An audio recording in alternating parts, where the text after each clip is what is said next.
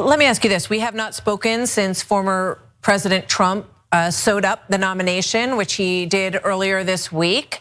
And he has received endorsements from some of the people who were running against him, but we have not heard from you. Will you be endorsing your former president? You were on the ticket with him last time around. Well, Martha, I appreciate the question. And it should come as no surprise that I will not be endorsing Donald Trump this year. Okay, good response, strong response. Equally strong response would have been Martha. He sent a mob to kill me. But anyway, we're glossing over that. I know it's uncouth to point out that he sent a chanting mob to hang you.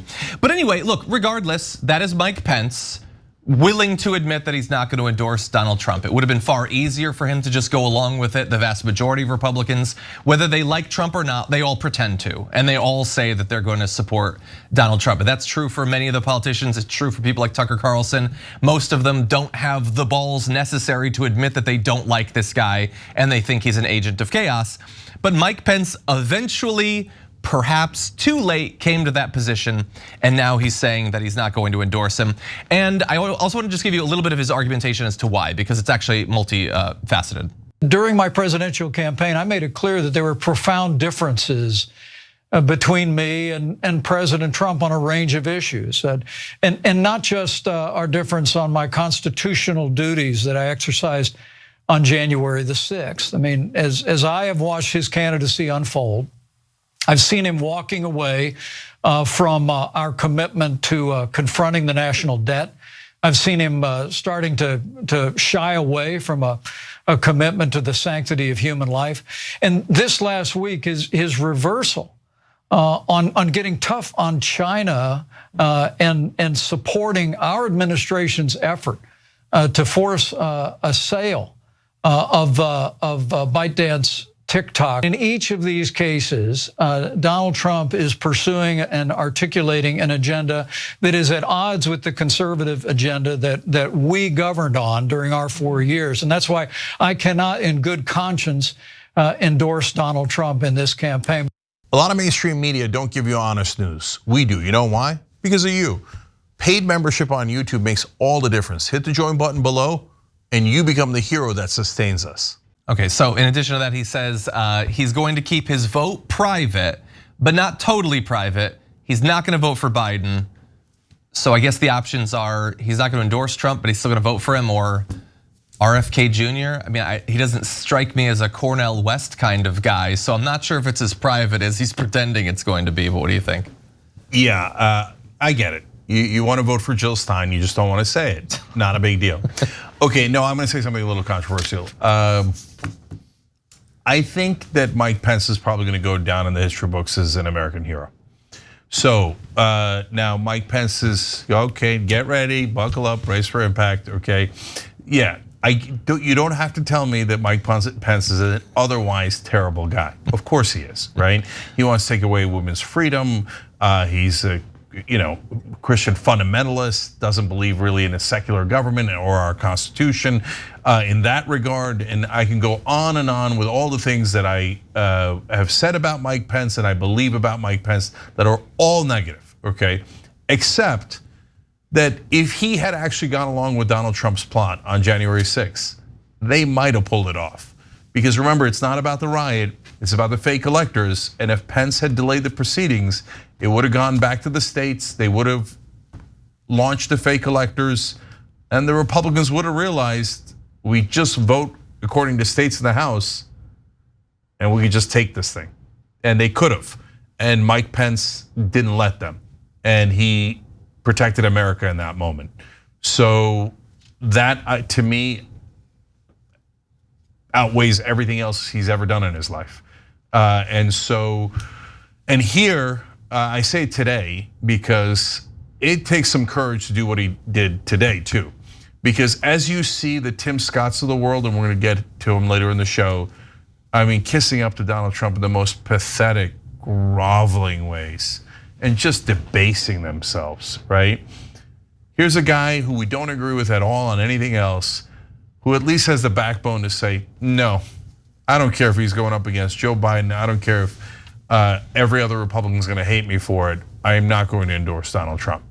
And I tip of the hat I respect that.